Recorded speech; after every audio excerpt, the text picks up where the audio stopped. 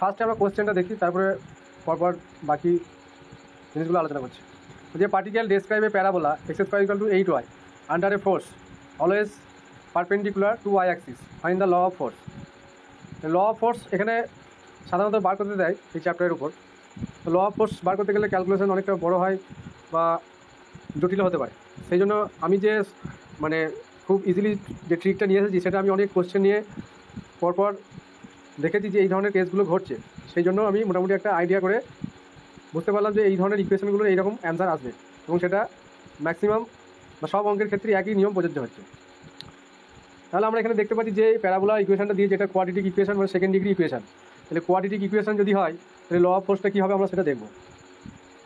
রুলসটা বলছে 1 নম্বর 2 নম্বর 3 নম্বর 3টে পার্টে আমি ভাগ করেছি, যে কী দেখে আমরা বুঝতে পারবো যে অ্যান্সার কোনটা হওয়া উচিত।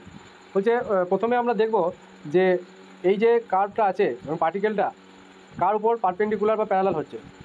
তাহলে এখানে কোশ্চেনে বলা আছে অলওয়েজ ফোর্সটা always perpendicular to Y axis, তার মানে প্যারালাল টু এক্স অ্যাক্সিস হবে। যার পারপেন্ডিকুলার হবে তার অপোজিট অ্যাক্সিসের সঙ্গে কী হবে, প্যারালাল হবে।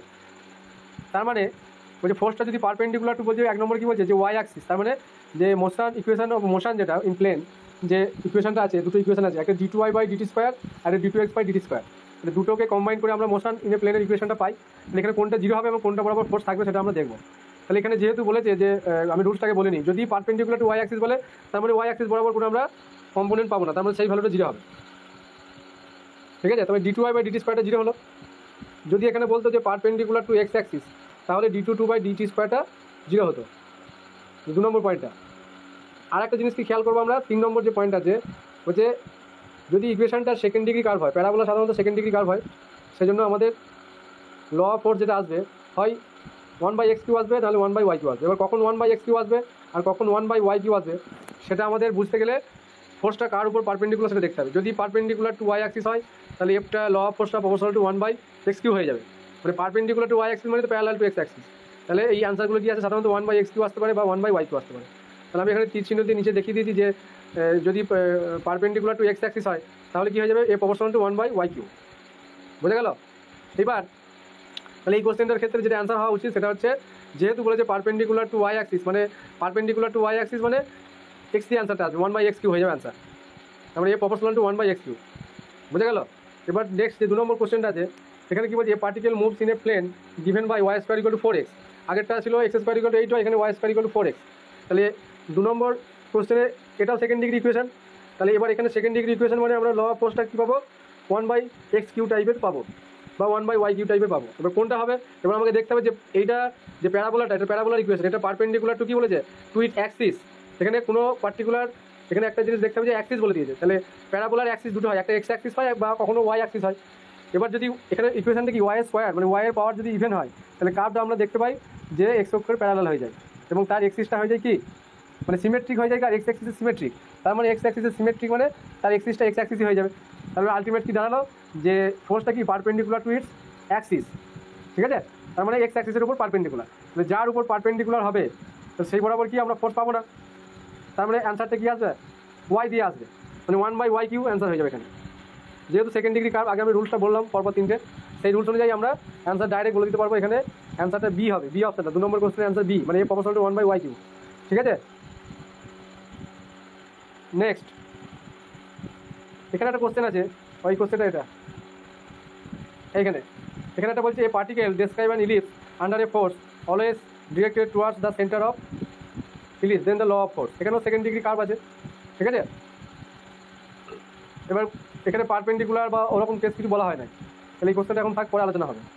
এই কোশ্চেনটা দেখবো, যদি অ্যাক্সিস অফ দ্য প্যারাবোলা, যেটা একটু আগে আলোচনা করলাম, যে যার আমরা কি বলেছি যে যার পারপেন্ডিকুলার হবে সেই বরাবর ফোর্সটা ইকুয়েশনের মোশনটা কী হয়ে যাবে, জিরো হবে। তাহলে d2y বাই dt স্কোয়ারটা আমরা ফোর্সটা এফটা পাবো, যেটা জিরো হয়ে যাবে সেই বরাবর আমরা ইন্টিগ্রেশন করলে dx dt পেয়ে যাচ্ছি, আর যে কার্ভটা দেওয়া থাকবে তার আমরা ডেরিভেটিভ করে সেখান থেকে আমরা dy dt-টাকে পেয়ে যাবো। এবার থেকে আরেকবার ডেরিভেটিভ করলেই আমরা d2y বাই dt স্কোয়ারটা পেয়ে যাচ্ছি। আর এখানে বলা আছে যে d2y বাই dt স্কোয়ারটা এফ হচ্ছে, তাহলে এফটা আমরা এরকম পেয়ে যাচ্ছি। আর মাইনাস কে স্কোয়ার এটা তো কনস্ট্যান্ট হয়ে যাচ্ছে, সেজন্য ওটাকে ধরা হচ্ছে না, তাহলে প্রপোর্শনাল টু 1/y কিউ। নেগেটিভটা নেওয়ার কোনো প্রয়োজন নেই, প্রপোর্শনাল দেখানোর ক্ষেত্রে নেগেটিভের কোনো প্রয়োজনীয়তা নেই। তবে এই কোশ্চেনগুলো আমরা ইজিলি দেখতে পাচ্ছি যে সরাসরি সেকেন্ড ডিগ্রি কার্ভ এবং পারপেন্ডিকুলার কার উপর হচ্ছে, সেইগুলো দেখে আমরা বলে নিতে পারবো। নেক্সট, এবার ফার্স্ট ডিগ্রি কার্ভ যদি হয় আচ্ছা, এখানে একটা আছে question, the law of force parallel to axis of y under which a particle describe the plane curve y x y a square. তাহলে এখানে কোনটা অ্যান্সার হবে? এখানে যে সেকেন্ড ডিগ্রি কার্ভটা আছে এক্স ওয়াই সমান এ স্কোয়ার, এই ক্ষেত্রে সেকেন্ড ডিগ্রি হওয়া সত্ত্বেও যেহেতু দুটো স্পেশালভাবে সেকেন্ড ডিগ্রিটা মেনশন করা নেই, মানে এক্সের ডিগ্রি আর ওয়াইয়ের ডিগ্রি সাম নিয়ে আমরা একটা সেকেন্ড ডিগ্রি কার্ভ পাচ্ছি, সেই হিসাবে অ্যান্সার তো আমাদের কিউ দিয়ে আসবে, ঠিক আছে। কিন্তু এই ক্ষেত্রে 1/x কিউ বা 1/y কিউ হবে না, সরাসরি a proportional to y cube হয়ে যাবে, বা a proportional to x cube হয়ে যাবে। আর এখানে দেখতে পাচ্ছি যে parallel to x axis of y, তার মানে এক্স অ্যাক্সিসের প্যারালাল মানে কি পারপেন্ডিকুলার টু ওয়াই অ্যাক্সিস, তার মানে এখানে হচ্ছে প্যারালাল টু ওয়াই অ্যাক্সিস মানে পারপেন্ডিকুলার টু এক্স অ্যাক্সিস, তার মানে এক্স অ্যাক্সিসের এক্স দিয়ে আমরা কোনো অ্যান্সার পাবো না, যেটাই পাবো ওয়াই দিয়েই পাবো, মানে যার প্যারালাল হবে সেটা অ্যান্সার হবে। তাহলে ওয়াই অ্যাক্সিসের প্যারালাল, তাহলে এখানে অ্যান্সারটা হবে এ প্রপোর্শনাল টু ওয়াই কিউ হবে, ওয়াই কিউ। এখানে ডি অপশনটা ওয়াই কিউ, এই অপশনটা ওঠে না একটু ভালো, ডি অপশনটা অ্যান্সার হবে এ proportional to y Q.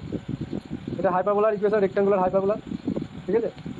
Next, আচ্ছা এইবার আমরা চলে আসি, একটা ইকুয়েশন দিয়েছে যে পার্টিকেল ডেস্কে y equal to c/2 to the power x/2 plus minus x/2 under a force which is always parallel to the positive direction of y axis. তার মানে আবার সে বলেছে প্যারালাল টু ওয়াই অ্যাক্সিস, কিন্তু এখানে Y দিয়ে answer আমরা পাবো, যার প্যারালাল হবে সেই বরাবর তার অ্যালমই আমরা ল অফ ফোর্সটা পাবো।